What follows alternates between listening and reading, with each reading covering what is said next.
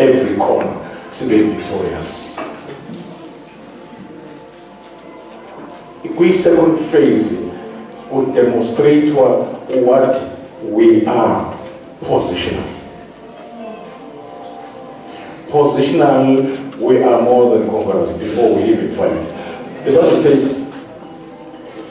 bonke abazelwe nguThixo benza njani? Bayalisa ihlabathi bezele. Bengakabi ukuzalwa okwabo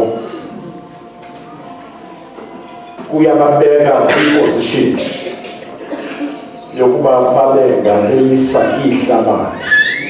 Basazelwa kakhulu, basazelwa nje positionally bayaleyisa ihlabathi. Why? Because ongaphakathi kwabo elithi izwi lenkosi mkhulu kunosehlabathini uthi be of good cheer because I have overcome the world. So uma uzalwa nguThixo akuzale ngoYesu uzelwe ngento eyoyise ihlabathi. Ihlabathi uyaleyisa even before you fight. That is why you don't fight for victory, because victory is yours even before you fight. Amen. You fight from victory. Ibutho likaJehoshaphat lalakhiwe ngama-worshippers. They sang a song that usually is being sung when people sebebuya emfazweni. Bona bayicula besaya. But uYehova muhle, qhubezela umusa wakhe umi phakathi. Inceba zakhe ziphakathi. Bacula iculo labantu abacula sebethole ivili, bacula besaya. Because we fight from victory, not for victory. Kwi-second phase, we are going to demonstrate. Impilo yakho will be a demonstration of what you are by virtue of Christ in you.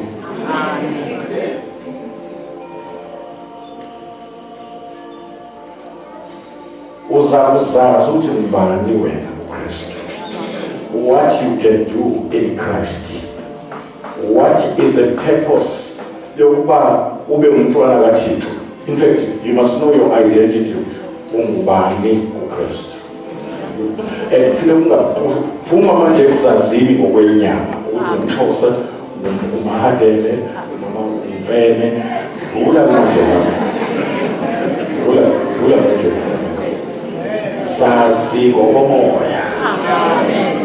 Because you are a new creation in Christ. Ufike ngithetha?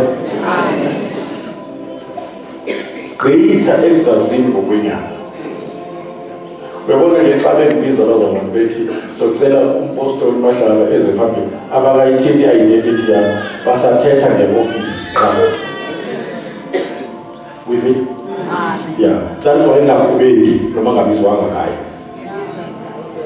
No, that's not me. That's the calling, that's the office. Mawufuna ungazi ukuthi ngubani, I'm a child of God. Hallelujah. I'm a son of the Most High. Amen. I am more than a conqueror. I overcome the world. I'm a joint heir with Christ. Amen.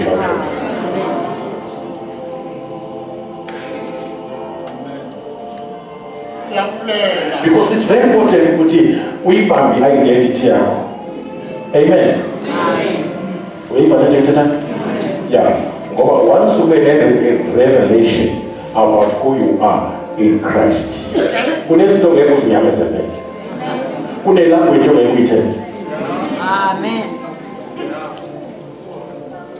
Also by the faith in what God has done in you. You will have faith in the workmanship and seconds in uThixo awenzile wakudala kamushangezo ngomoya wakudalela uKristu ukuze kuphumile efana naye. Amen. Kuphumile enamehla shawuzubili. ungewubona wena ngamehlo enyama kodwa manje bona ayawubona umlilo. Amen.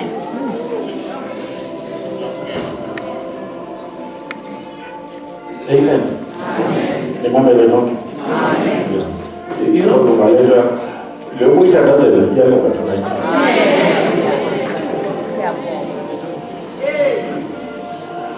Baya ku second phase izinto ebeziyisa right? Yeah. Ujokana nazo ngamanye amandla. Before uPetro angene kwi second phase wakhangela uYesu emanzi. Wayibona ngesinxele ukuthi ayikafiki iPentecost. Ukuthi iPhasika selifikile uYesu yile emqamezweni, it's not enough. Funeke bangene kwi-Feast of Pentecost. Ngoba uthembisile ukuthi maye sefile umoyeni nokwamkezwa amandla mthuna Miss Dynamite, explosive inherent power. Ebuka amadwala lapho. Yeah. Oh, Paulos noSilas bathandaza bekwi-second phase. Yokusebenza kamoya. That is why uthandaza kwabo kusheka izisekelo zendlela.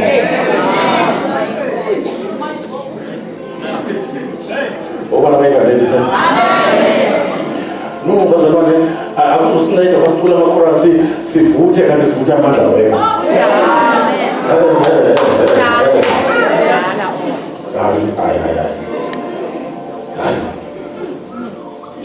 I say hi. Amen. Amen. Jesus. Njengoba mina ezoshisa isifo ivirus ishi. Abekazi lapho kushe ivirus. Amen. Lento abe ivuka kwemoyeni ukuthi betha lo muntu ngebhaji ophethwe ikhensa umbethe ngebhaji ithi yonke into yakhe futhi kama ngomlilo hapa kuwe mshebede nolala ku ngekulale namathimu umlilo everywhere oba namakhola yena tonight is your night. Thank you, Jesus. Lithi iBhayibheli lithi xa iqala ukushumayela uPetro ngemini yePentecost, lithi iBhayibheli uPetro ezele moya washumayela ibaseline igwala ngoba i-second phase kaModwele is a transformation of life. Setsho ube ne-lifestyle entsha. Amen. Kuphele nenhlolo ngoYesu thethe nje. Ube ne-wisdom engekho emhlabeni. Ude icele wena xa kunengxaki kucele ngoba une-wisdom efana nekaSolomon. Uthethe into, you are always part of the solution. You are not part of the problem. Ingacingwane ngithethe ukuthi njengoba umoya ogcwele singena kwi-second phase singena kwakhe sirole phela. No, ayipheleli lapho. Siyamlimita umoya ogcwele masima okurola phansi. No. Umoya ogcwele uzoshintsha ubomi bakho. Umoya ogcwele uzokunika izinto zakho. Umoya ogcwele uzokubeka kwi-high level. Umoya ogcwele uzokwenza unqamule izinto zakuma-dimensions akasekho. What was impossible with you will become a possibility. Amen. If you read the book of Genesis, right from the beginning, uThixo bagqile uMezulu wayesemnika idominion, wamnika amandla okulawula konke ama-levels in the air, in water and on earth. So that is original design. Umuntu designelwe ukuba abe i-container ye-authority ye-power. Yonke into ayenza umuntu ufuna ukubona yenzeka ngamandla, ufuna ukubona yenzeka. lethi umuntu akuyona into eyivuma kalula i-failure, i-defeat. That is why ngexesha kuphetha amabhulu la we were under the oppression and we could not be oppressed until we are dehumanized. Kuthathwe izinto ezinamagugu eziyi-inheritance eziyi-identity yethu. Umuntu akazange ayidalelwe loo nto yokuba oppressed. Sayilwa loo nto sathe sayifumana i-victory. Ngoba akuyona into esayidalelwa to be oppressed. Musukivuma kuwe ukuba i-victim yezifo, i-victim yendemoni, ubalala ebusuku, amadimoni edlala ngothixo, ababona. As from today, my football. Amen. Uyaphela nya uba usindiswe uzela enkozweni abantwana bakho babekale. Amen. Ehlabathini. Amen. Bayifa likaThixo. Amen. Bathengwa ngegazi. Amen. Claim izinto zakho. Isho njengomusi let my people go. Demanda. Ungaceli usathane demanda. Amen. Usekhona le nto? Amen. Yeah. Ukhulume naye kathi uyambona ukuthi sathane ngicela uyekela abantwana bami uThixo uyabafuna. Bangafuni wena bafuna uThixo. Amen. Yesu wathi vumelana nabantwana bezeli abasibona bakho musa. Hayi. Ukhulisela uThixo abantwana. Amen. Uthetha ngathi uyakuvuza sathane usele ngamandla kamoya. Usele ngentambiso. Usele umlilo, kafuli. Sathane uthetha bekade ashaba sathane.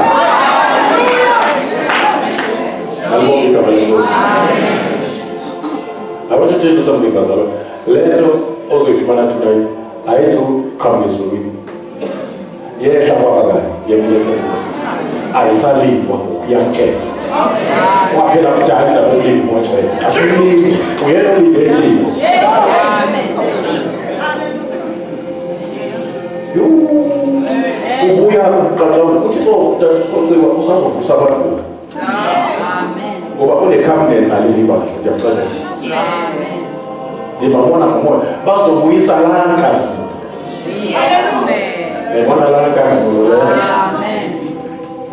Bakhona abangakasweleki abamama witnesses aleyo kazi. Kwakuthi unikele abantu banikele baze bakhuphe ngesihlanu. Belila. Benganikeli ngendlela le esiqhelile benikeliswa umlilo kamoya. Umnanda sosika ukuba ube yipastor yabantu abasala second phase. Ona lo udila nabantu aboyiswe uThixo. Amen. Udila namakhoboka enyaniso. Abantu abathathe intando yabo. Yashuthelwa ngaphasi. Njengoba nje umuntu wafika wayeyisa impilo yakhe. Ndikwazi ngisho umpela umfazi xa ethetha.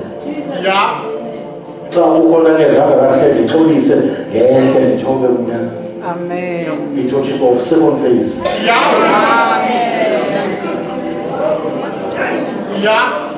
Uyabona uma ungene ku-second phase ezinto beziyinzima ukubuzana ngenyanga zibanuya. You say enzima izwe manje ngikho.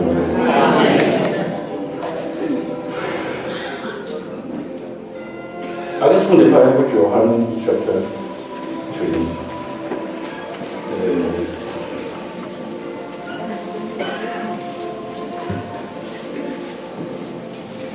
Thank you, Jesus, for the reading.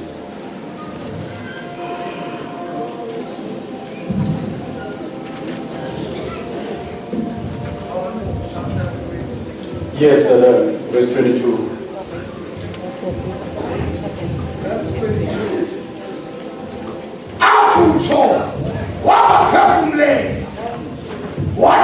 wakho yangenani umoya oyindwe. Amen.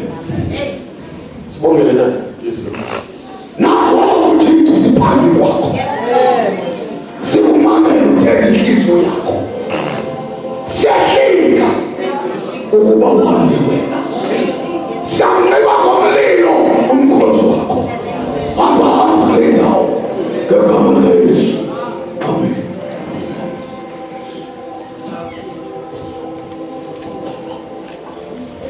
Usembifa uYesu evukile wabafileyo.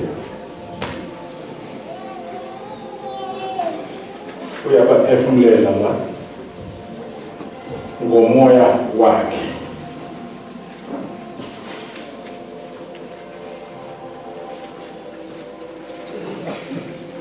And then umoya wakhe wadibana nomoya wabo.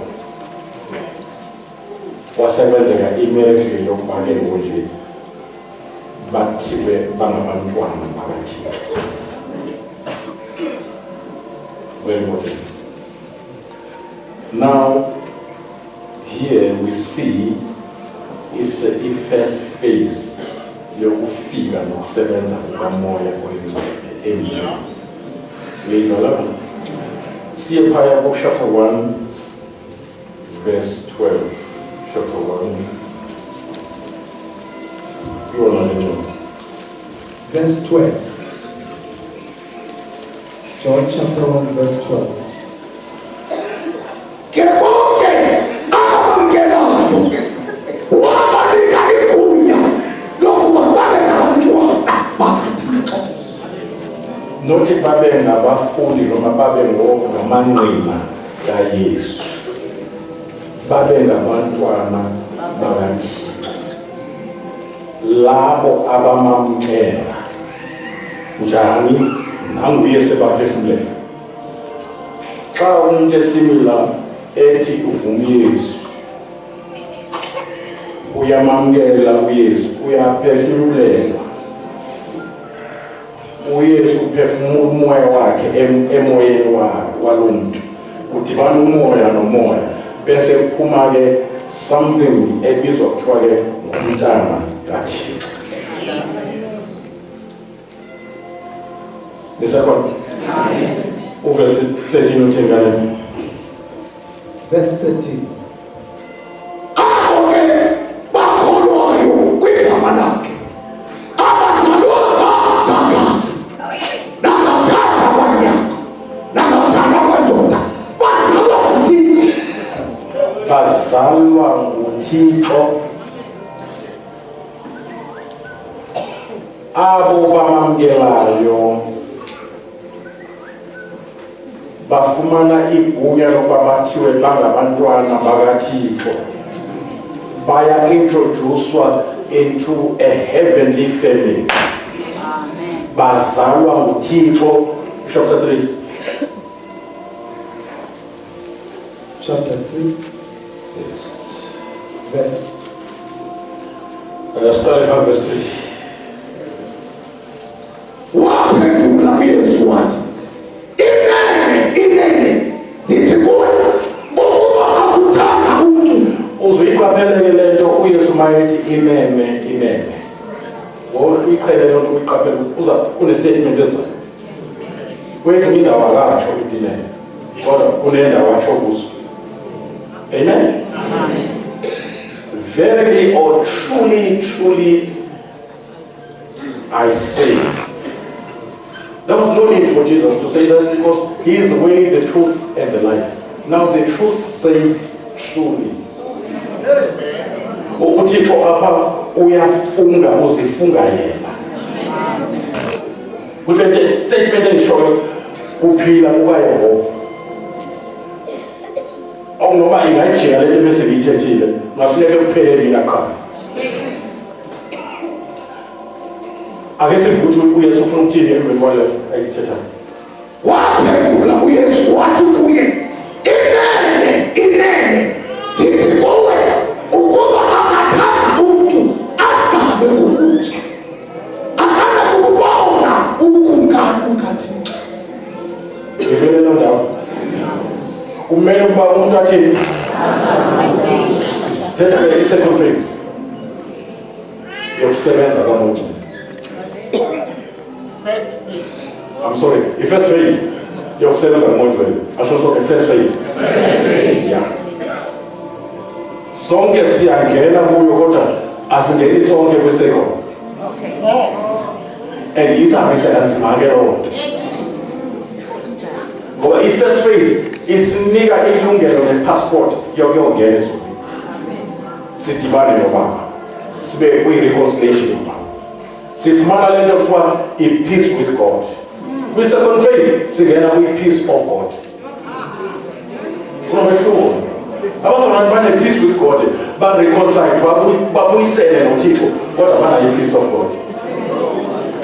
Baphethwe zi-stress, abazalwane, banama-depression, abazalwane balala ebusuku, bathwele imithwalo, bahlushwa ngabantwana, bayithathe loo nto bayifake enhliziyweni. Lithi iBhayibheli xa simxelele uThixo zonke iy'nkinga zethu ngokukhuleka nokubusa nokubonga, then the peace of God, not the peace with God, shall reign in our hearts and in our minds. Amen. La peace yethu nguPetro esazi ukuthi uzonqululwa ngengozi.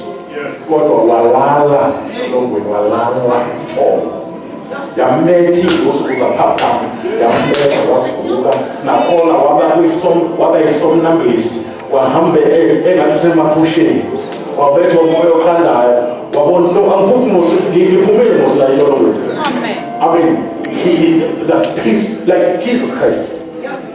Unestorm around you, go to learn and Amen. That's the peace that we need. Amen. It's for eternal second phase again.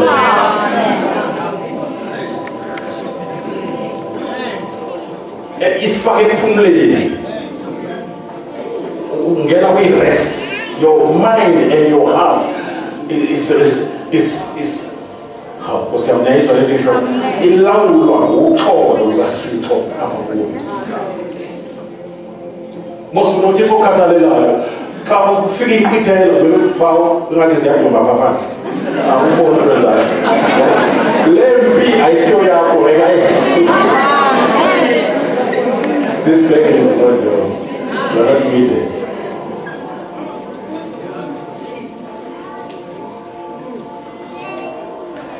Soze ungene ephumkanini bamazulu without you being born again. You must be born again in order to be part and parcel of the kingdom. Who translate ususwe from the kingdom of darkness into the kingdom of the light. Uzalwe kabusha ube umntwana kaThixo.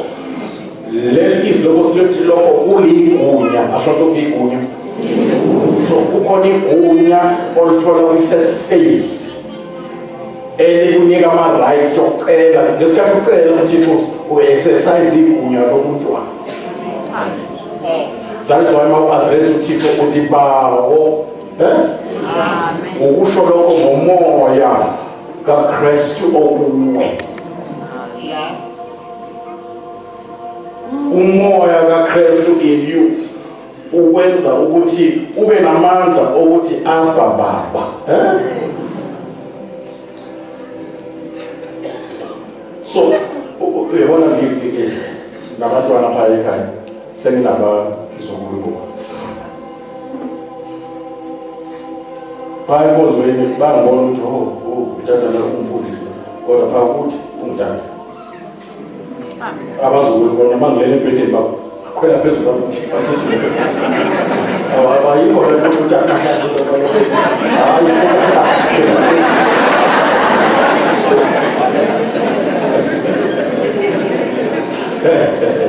Ndiyayibona loo nto. Basebenza igunya labo. Ungumfundisi apha ukuthi ungutata. Ungupresident ma-South Africans apha kuma ungutata wami. Amen. Sinjalo ke nathi kuThixo. UnguThixo kwezinye iindaba kodwa uthi ungubaba. Ungubaba. Lithi iBhayibheli ngegazi kaYesu siyangena ngesibindi. Siya ngesibindi. Sendisho ngabe uzosingenela nomkristu. Siyangena. Amen. Esingena ngoYesu.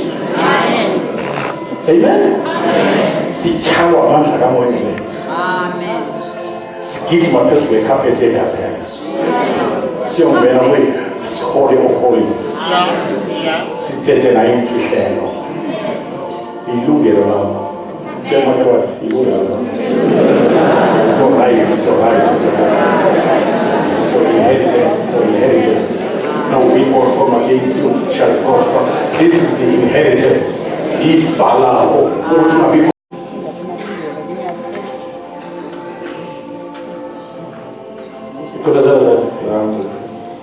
Verse 4.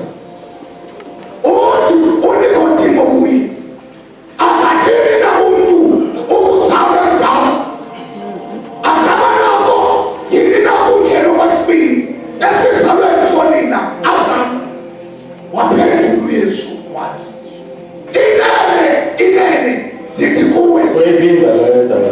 Kushithi ngunda mina. Siyabona kushithi ngunda. Itsho that. ukuba umuntu akathatha azalwe ngamanzi nangomoya akanakungena ebukunganeni bukaThixo. Azalwe ngamanzi nangomoya. Balibonga igama lenkosi. Nayibona bakaMontwele inyanga lapho kwi-second phase kaMontwele siyazalwa. Sengithethe kwi-second phase kaMontwele siyazalwa uThixo esizala ngomoya. Ezala umoya wethu. Funda ivesi elandelayo. Okuzelwe inyama kuyinyama. Uyivele? Okuzelwe biological kunjani? Kwinyama. Yes. Nokuzelwe kumoya kumoya. Nokuzelwe ngumoya kungumoya. Nivele loo nto? uThixo kuyintoni kane? Abamnqula benze. Yeah. So umoya kaThixo uzala umoya wethu. Amen. Phaya emoyeni wethu singabantwana bakaThixo. Kuba bekunexesha bengizoyichaza leyo ndawo ukuthi emiphefumulweni yethu, in our souls, we are disciples of Christ. Emizimbeni yethu, we are the temples of the Holy Spirit. Anything that touches my spirit, the Father will say, touch my tongue. Anything that touches my soul, Jesus will say, don't touch my disciple. Anything that touches my body, the Spirit will say, don't touch. The whole Trinity. He claims a whole Trinity.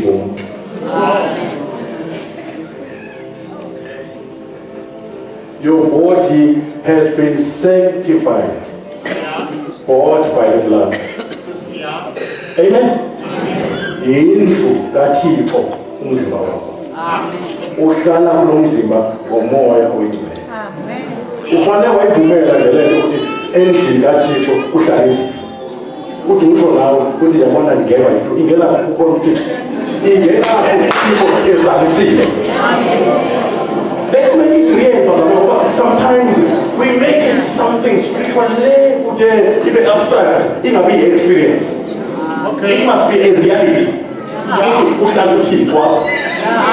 Yeah. Umespeaking usijonge mhlawumbe ufuna ukuhlala uthi hey wenze manje uhlalwa uThixo. We confess lo. Yo. Wona flu ingena.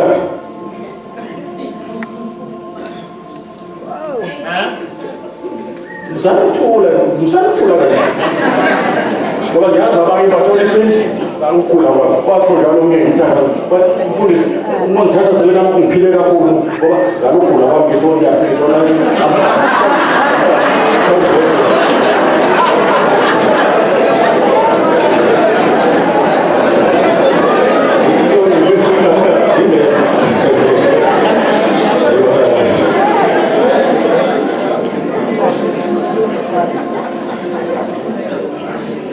Tell me how Sajida and first phase.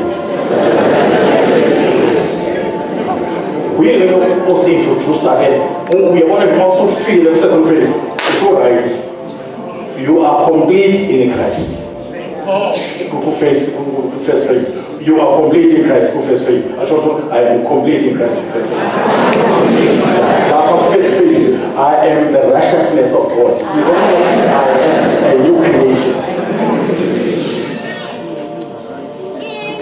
So, second phase, he makes me to become what I am already. Is it? Ngoba yonke lento ithethwayo iqaliswe kakhulu in my spirit. It's my spirit that is a child of God. Is it? Because that which is born of spirit is yes. The spirit part of me, or you can say the whole of holies in me, since I'm the temple. My body is the outer court, my soul is the holy place, and my spirit is the holy of holies. Amen. Uyesu mayifika nje ngesikhathi umlabo uthi uyamamkela uvela ngeke afika ohlala emoyeni wakho uyiholy of holies. Amen. Bese-ke inkazimulo yakhe ikuzalisa ithembeni, inkazimulo ingumo yakhe. But isihlalo sakhe la kuhlala khona itsheya. Your spirit iyitsheya la kuhlala khona uThixo. Your spirit iyitsheya la kuhlala khona uThixo. Hallelujah. Amen. Amen. Umoya kaThixo uya emoyeni wakho kudibane, and then you become one spirit with the Lord. Ekugqibeleni uzawuziva sewuthetha njengoPawulos uthi akusaphili mina kodwa uKristu ophilayo. Amen. Banophilayo. Izokuletha ngokulonto ukwazi kabanzi nge-identity yakho in Christ. Kuzoba lula ukuthi uyazi i-purpose kaThixo ngobomi bakho. Why are you here? Who are you? Your identity. Once we clear the identity yakho, kunezinto that there will be no need for them bazithethwe apha kuyo. Njengokuthi nje uma umzalwane kufuneka unxibe kanjani, i-identity yakho nje ngokwayo izothi nje ihlalifa nje ayinxibe i-representative ayifune nomuntu kuze umthetho wasesontweni. Umoya ongcwele kwi-second phase kamudwele as a teacher and a mentor.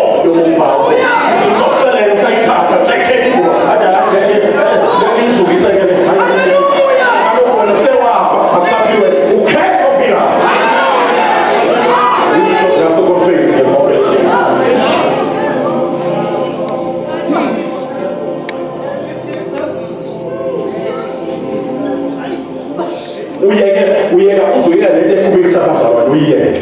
Uyeke sona isono, uyiyeke izokuthi nje iqhubekise ibandla.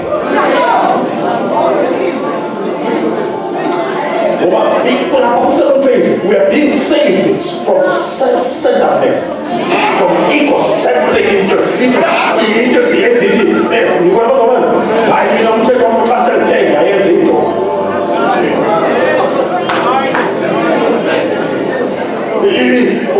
Uyabona first phase phela yokusebenza kwengcwele inyama iyayithatha i-chance apha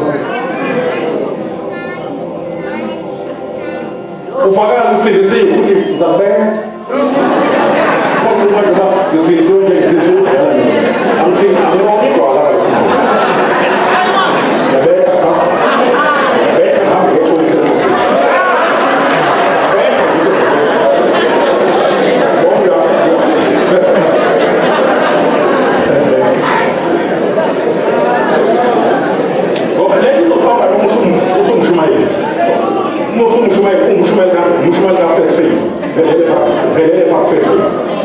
uzawuthetha into efanayo.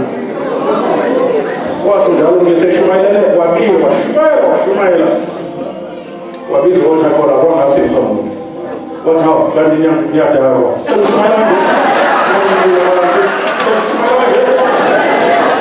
kabili ngithule. Oh kanti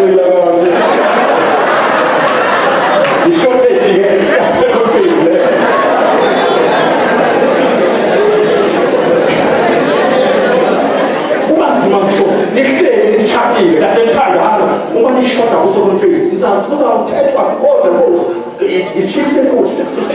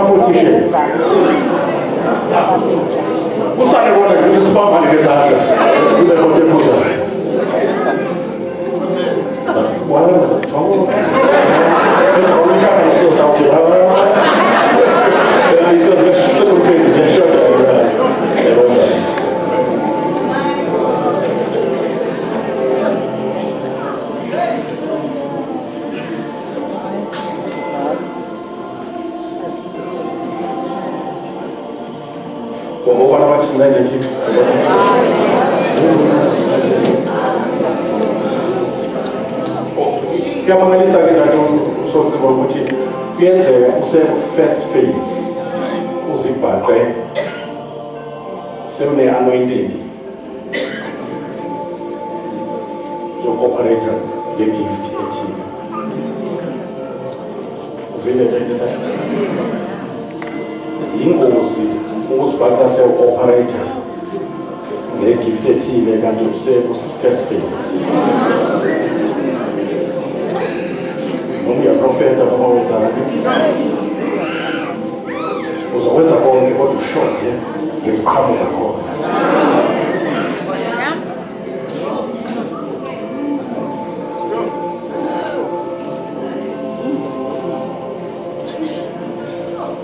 Ngaphansi kathetheka into hayi uyayena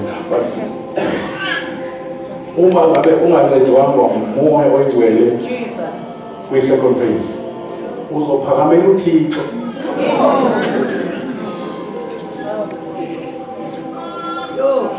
Uzokuthi uba ubhetele ngoba wena uyaprofeta. Izoba igroup yabaprofethi nakamagroup la nje ibhaqwe into enkulu ningekho ready. Ingakho leli Bible asibeke izandla ku-ordainwe i-elder eliyi-novice. I-novice inazi umuntu ongakhulile spiritual. Kuthiwa uyamlimaza lo muntu once umbeke kulowo level ngoba noma kukhona into ofuna ukuyikhuza kuye akasakhuzeki. Umbeke engamazi second phase wamenzi e-elder engazani uzocima kwalowo move ngamangcwele uzocima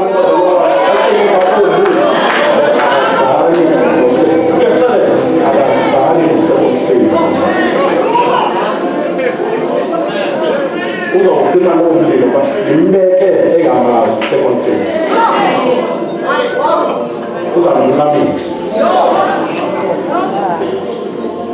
uzobona isikhundla yena kanti uba i-enter i-ministry i-office ukuseva to minister. Ministry lisho a service. A minister is a servant.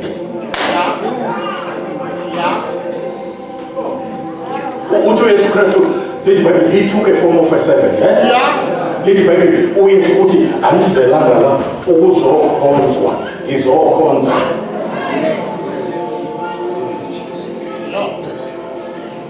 Kwi-second phase asitholi umoya kaKristu kuphela, sithola ingqiqo kaKristu. Sine-attitude kaKristu, sine-mindset kaKristu. the renewing of the mind, and then we second phase. We first phase when there is a new creation of the spirit. If anyone is in Christ, he's a new creation. You know what? But we second phase, yes, so the spirit here we mind. When there is a renewing of the mind. Why? Because we alignment with the new creation which is in your spirit. Fathers are in the alignment. Alignment. You will alignment. I'm a feeling move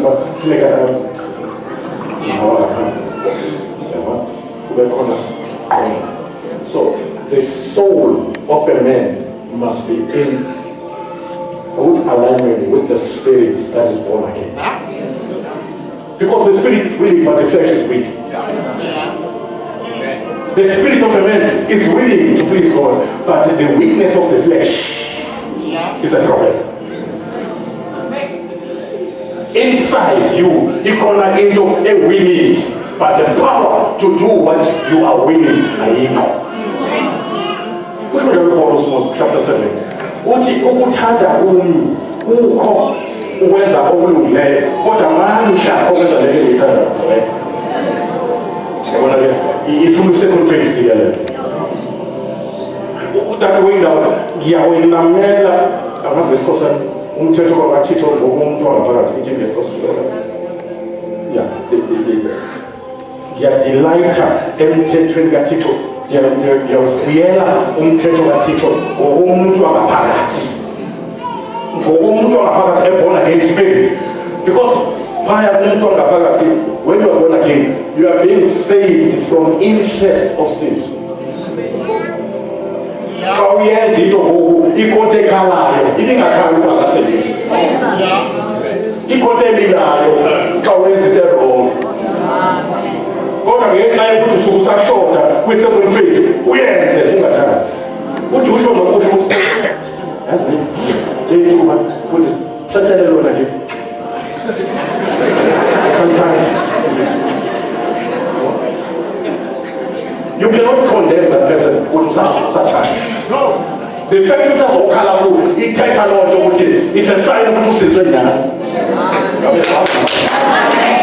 sign of two we first face your son of tea. Amen. Something like that. I'm getting this second phase. La uso is going service in talk is going Jesus. How I wish about the Russia, Bangeni, the Balega, who second phase, who Satan is out there. Upile, inyama ya kupila sainga zishisa kodwa ubanjwe namantu kawo. Ube ngumthemwa. Amen. Ube unique. Hallelujah. Ngoba inkosi yayisube yayidlema ukuba ibe nabafazi abaningi. So abantu besilisa abasebenza eParis babethenwa ukuze bangawahluphi abafazi benkosi. Endlini kaThixo sithi abathenwa. Abathenwa. Baweshike bengabathenwa endlini yokuhlala kaThixo.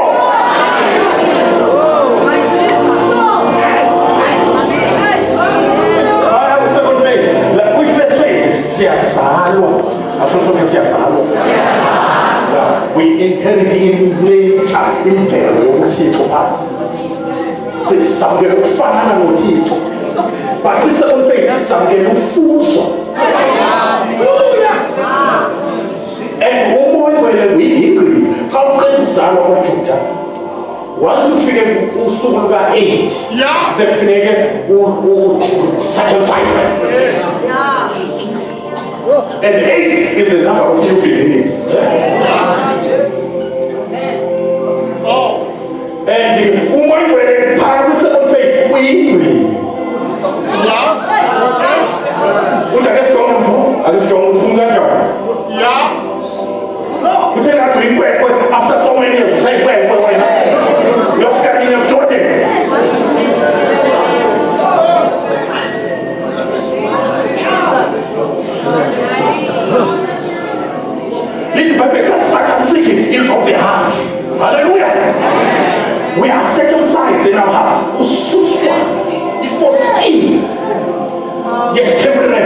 unomsindo kodwa usindisiwe.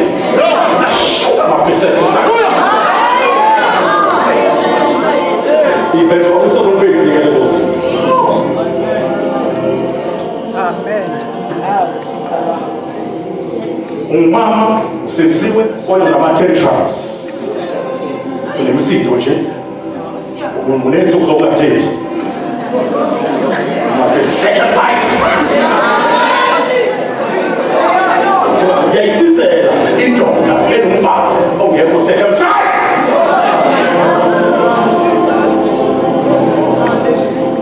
Okwana kwasiveli.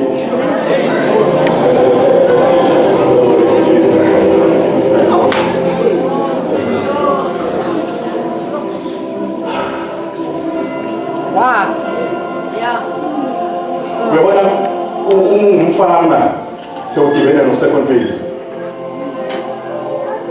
Amantombazana la enkozweni ubona nje o-sister amehlo ayashintsha abefana ukuthi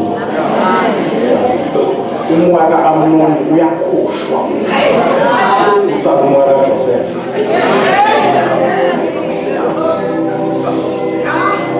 Ubafikele abantwabeni, ubafikele o-sister bakho, ubafikele ungabi yintuka.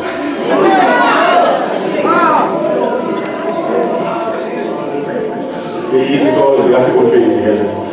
Umdlalo wakhe udlalele.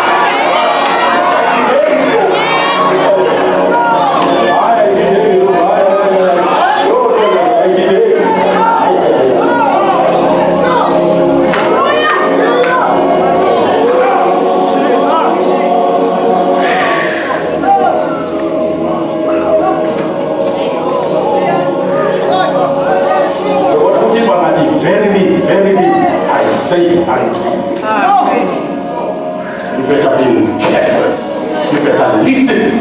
You better say, Holy Spirit, help me to hear what my Lord is about to say. Because it takes God to listen to God. It takes God to understand God. It takes God to do what God says.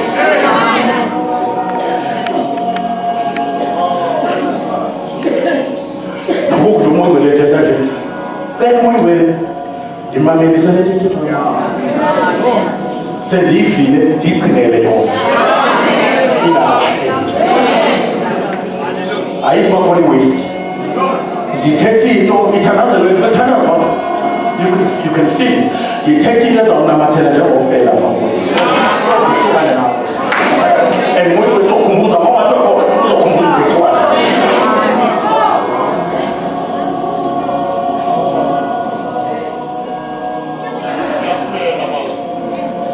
verse 6.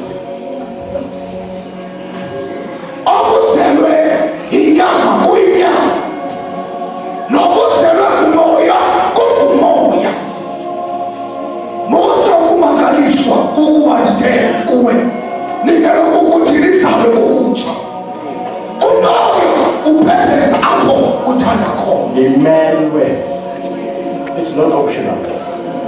We must be born again. It's foundational. Before me taking the account of people as part of phase 1. Yeah. Says a short, say right part, phase 1.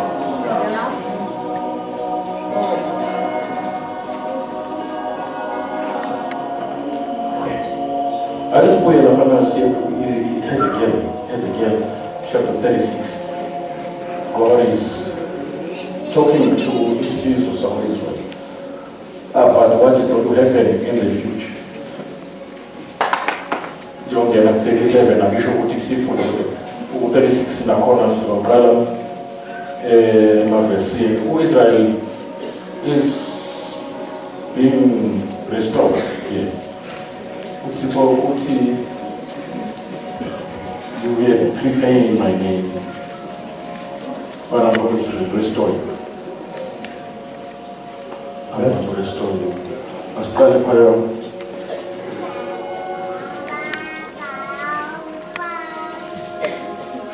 verse 22.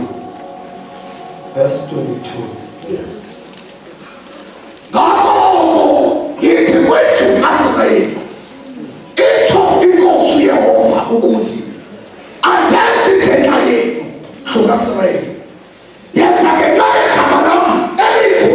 Very important. Anything you teach about the Amen. No more tell something of me because the Amen. Over Ikamala can live his ways a man.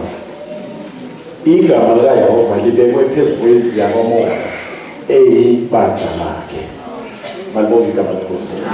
Yes, come here.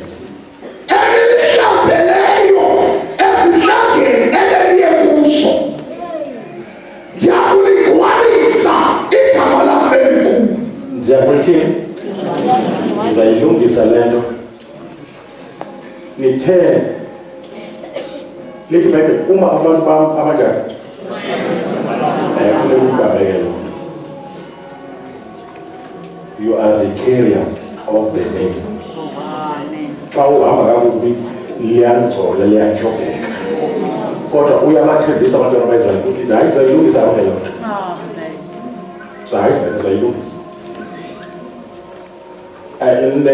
ngifuna ubone oayiwili bakaThixo ukuthi uThixo xa izokwenza into akafuni uncedo. Hayi no uyazenzela uzawuyenza yena lento unokwakhe. Ukona bakholwa kanye nami ukuthi uThixo uzoyibuyisa inkonzo endaweni yayo.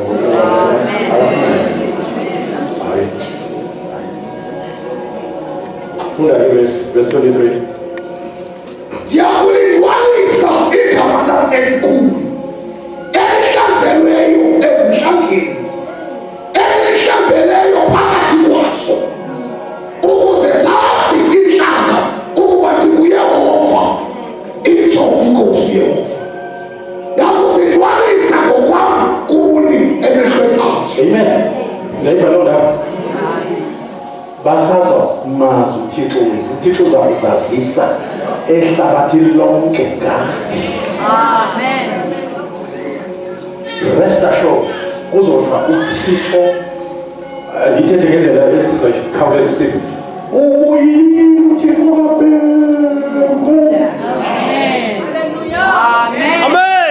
Uzakuzisa uThixo nge-double portion. Izinto zikathi xa uyabona umuntu kaThixo aze umtholi ebe apha kuwe xa uThixo seyibuyisela abantu uyibuyisa seyidaba. Uzawubona into ongazuyibona. Kunabantu la abanoThixo phakathi abathakazayo abane-spirit of humility. uThixo uzokwenza into enkulu ngabo babuye bawuthatha i-bottom shelf. Bala. And uThixo uzosebenza ngalaba bantu ukubuyisela ibandla endaweni yabo. If it happens in the Old Testament, kwibandla le-Old Testament, what about us? Izophela inyanga nto noma kuthiwa usungumakhulu ngeke uphathe izifo zomakhulu. Israel. One of the miracles okwenzeka ukuba kwenzeka into engaqhelekanga nomhlaba. Nasezinkonzweni ayiqhelekanga ukuthi kungabikho noyedwa olayo. I remember 1996 sinemvuselelo le-Bushbuck Ridge. uThixo nje ayisebenza ngayo. Kwade kwacomplaina baye-police station ogqirha becomplaina ukuthi baphelelwe ama-patient. Icheke ikhona ingumlando omile bacomplaina. Ngikhumbula nasemntanzane kwaba njani 1976. Bathi siyayivuyela lento abantwana uThixo wayesebenza ngeyouth. uThixo abathumele kwakuyisikhathi sodlame ngelo xesha. I remember it was after the morning prayer ka-6 o'clock besele abantwana bashe umoya kwafika laba hosh but lina libele into kaYesu niyathandaza thina sifuna izwi. Wayesethi omunye uyouth wathi uzawubona uThixo wethu uyaphila. Ufuna ukuthetha na wena oyiringida yakho. Valeke amehlo akho avaleke ngoku. Phaka avaleke amehlo. Wasethi mehlo nje ivuleka avuleke. Qhubeka ukuthetha. Qhubeka ukuthetha.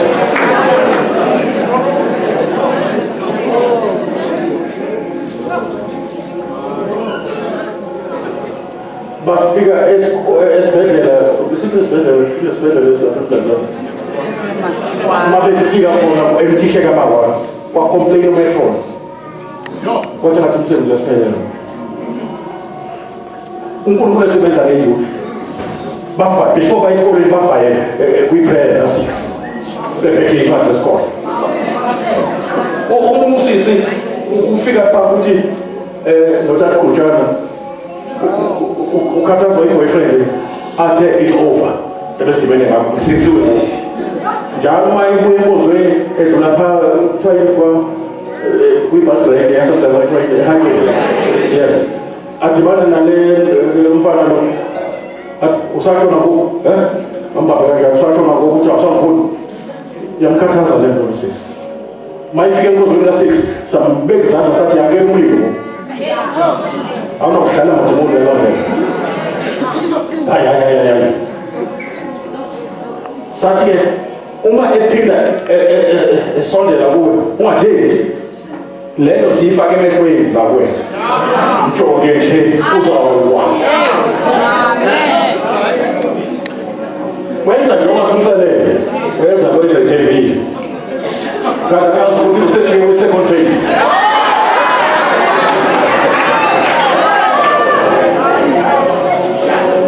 Wamjonga ngamehlo kaTana umlilo wawaphansi nakubethwa isifo sokuwa washeka yazi into oya kwabo yayikhaya kaphile awuhluphe. I am giving you that anointing.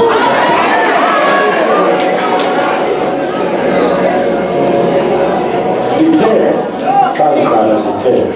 right from the beginning. When God made man, He gave something to man. He gave man dominion. Not to be dominated. No. Amen. And He restored that through Christ Jesus. Which means I am giving you power over scorpions and serpents. Those are types of demons. And over all the power of an enemy. And nothing will hurt you. Several phrases there. My Lord will come on. Come on, let us. Yes. Yes. Yes.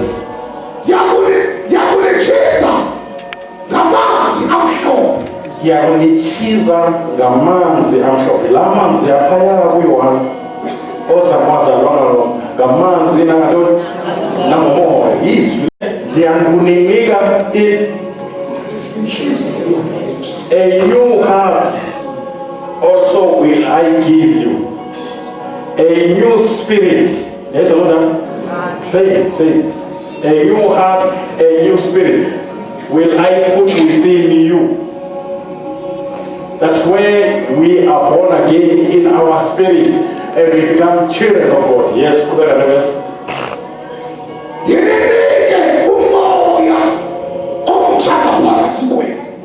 Yes. An unbelieving heart. Yes. Tambele in that what it was correct. 22nd phase. Amen. We first phase siyazalwa kabusha emoyeni. But we second phase sesingena kuma actions. Ngiyakufaka umoya wami phakathi kwenu. Kuyahanjwa ngokuzalwa. Sesiyayiphila manje le. Sesihamba ngokufanele kubizwa esibizwe ngawo. Akuseyona service yokuthi msindisiwe. Sesiyayiphila. Akuseyona indaba yokuthi I'm a saint, I'm living also a holy life. It's my lifestyle. Is it the first? That's second phrase. Are you opening verse 27? Yes. Yes. Demands. What it is, let's let him. Amen. Mama, daughter. It's not enough to talk away. Vuma umoya wele asebenze umuthiko bawo asebenze impilo yakho akwenzise intando yakhe akwenze yena ungazenzi akwenze yena uThixo ngomoya wakhe ukuba uthobe khona zoba lutho enyanisweni akuthobi wena uthoba uThixo ngawe. Amen. Omnivile ndetha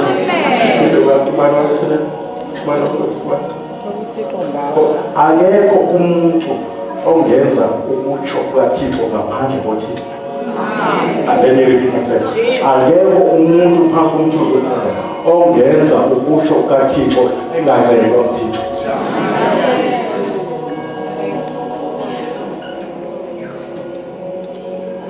Amen. Into ezoba kube nzima ingoba sayenza ngamandla. Uma umoya kwi second phase ye operation kamoya akwenzise intando kaThixo. Amen. uPetro uthi bazokushiya bonke soze ngikushiye. Amen. Kanti uthemba amandla. Uzophoxeka uthemba amandla. Uzoba nezigqibo eziboyisayo ukuzifeza. Uzawuba nezigqibo ngoku after 2 weeks ulibele yilezo zigqibo lezo. But ma umoya lethatha indawo ebomini bakho ekwenzisa intando. Even Jesus Christ said, the Spirit of the Lord is upon me and has anointed me to preach the gospel to the poor. uthi njengoba ngilana nje ngizokwenza intando ngapha. But since I have taken humanity, I need a help from the Father. Ngoba ubuthixo bobuthixo ngibushiye ezulwini, ubukathawulo ngibushiye ezulwini. So I need God's help because nginxibe u-Adam. Uvele ngithatha nginxibe u-Adam. Njengoba nginxibe u-Adam nje kufuneka ngifunde ngisho ukuthandaza. UThixo akathandaza. Uthandazwa kuye. Kodwa ngenxa yokuba uYesu enxibe umuntu kufuneka athandaze. Kufuneka afunde i-obedience. Kufuneke acele bawo alinde umoya ongcwele ahlele phezu kwakhe eyisimo sehobe before aqala ukusebenza.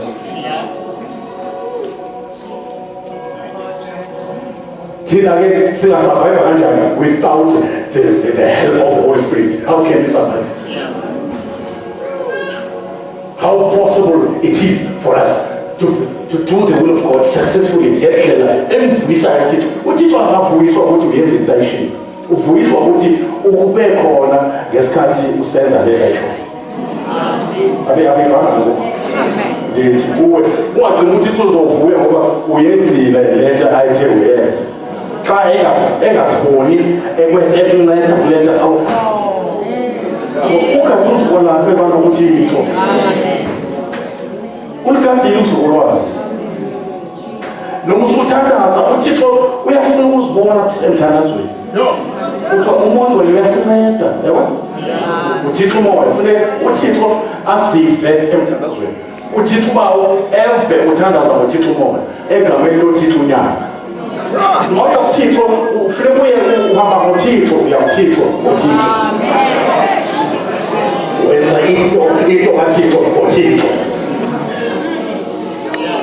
Uthandaza uThixo uphethe uThixo. Uthanda umfazi hayi ngothando oluvela kuwe, uthando olunikwa umoya ongcwele kaThixo. Mnika indawo umoya ongcwele. Ngizwile ukuthi uba uzosebenza ngawe uba ngenze akushoyo. Ngiyacela ke umoya ongcwele ngenzise intando kaBaba.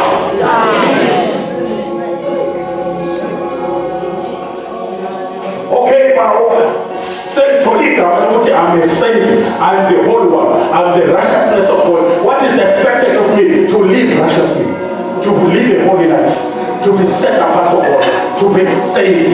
Now I cannot do that. I can't be holy. I need the Holy Spirit to be holy.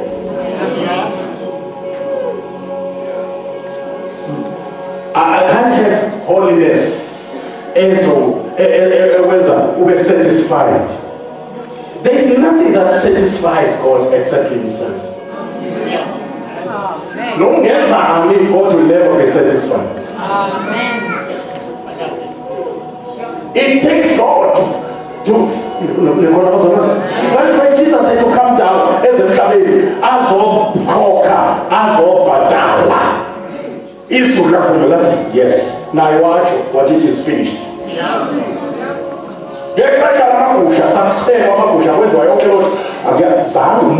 It is finished in the Old Testament.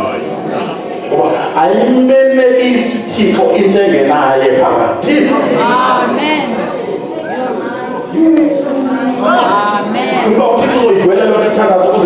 Without the touch of the Holy Spirit, that prayer is dry before.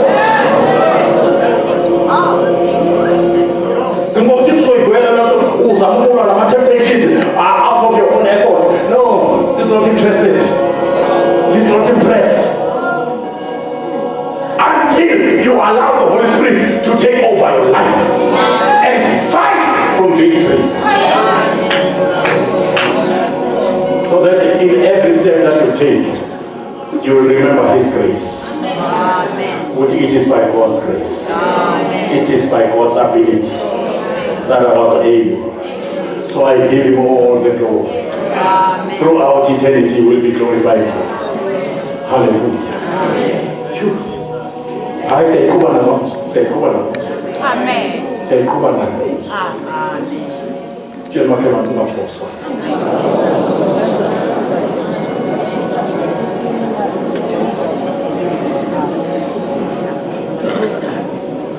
Glory to Jesus. I will put my spirit within you and cause you to walk in my statutes, and ye shall keep them, my commandments, and ye shall keep my commandments and do them by my spirit, and take our Father Parent over me. If you say, I will put a new heart and I will give you new spirit. First phase. Second phase, I will put my spirit, the power, ability within you and cause you and make you.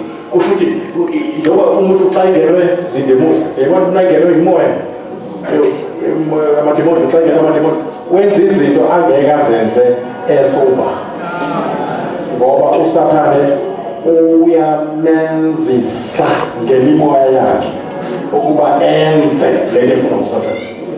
Yabo usathane yakhe anointing. I actually look at these women. If you go left and so I'm a prostitute. And I'm like, yeah, any more, any car, every car, we are sold them. No matter what you're talking about, we live in a soup. That my sofa, we all eat a puma, I just a few minutes after, I think Venice, got a trying game. In my head, and I see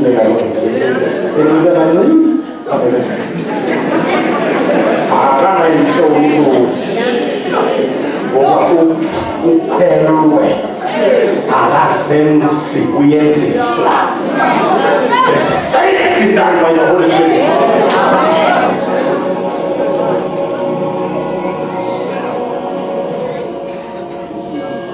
Hallelujah. Oh, but more will have your way in me. Amen. How is this? Trauma tetaka au tetaka polisi. Ibu lagelo uyenziswa awuzenze. Awubuze inyama negazi xa uzobenzita bathi. Ngoba amandla afuthi uJesu kwabafile iwona asebenza kuwo. Ngeke lamandla afuthi uJesu kwabafile ebesehlulwa kuwe.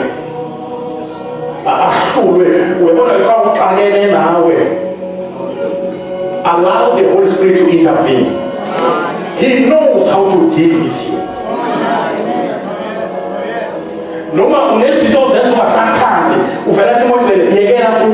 know how to destroy the lust of the flesh. Amen.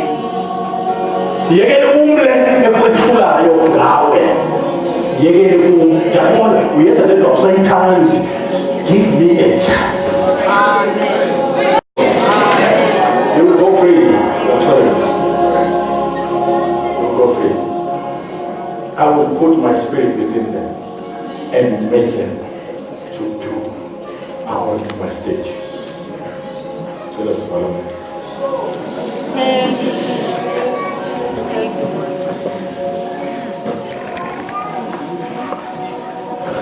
Ifuna abantu abalambile nabomnyele uThixo. Abathi Thixo ngingena ku second phase. Thixo, I want to experience new things in my life that will give your name all the glory. I want to live. The Bible says, where the Spirit of the Lord is, there is liberty. Amen. I want to go free. Every shackles must be broken. every yoke must be destroyed. Every burden must be removed because of the anointing of the Holy Spirit. Amen. Oh. Makwazi ukisheza ngokwini ukuthi yo lethi Bible esevile amaFilisti ukuthi uDavid has been anointed as the king. Ngifuna lento ikwehlele kude kureportwe esogwini. Lenzi mistake ngamyeka wayekozwe uncitshisiwe enkulu. Amen. Uncitshisiwe nje uncitshiswa amandla. Akwazi ukuthi ngizomkhona njani unqibile ngoku umlilo. Usisithwala ngwegwe. Usisinxiba uxhaka. Amen. Usemandleni avusu Yesu kwabafileyo. He is taking some steps towards the explosive power in demonstration. And it will affect even his prayer life. Uzawuthakaza ngendlela uzokuthi uma ithi bawo isihlalo ilithrowe kaSathane ibheke phezulu. Xa ithi bawo uvuleke isibhakabhaka. Xa ithi bawo uphuma umlilo. Xa ithi bawo unyakazisise foundations of hell. Hallelujah. Abakade beyifuna lento beyithanda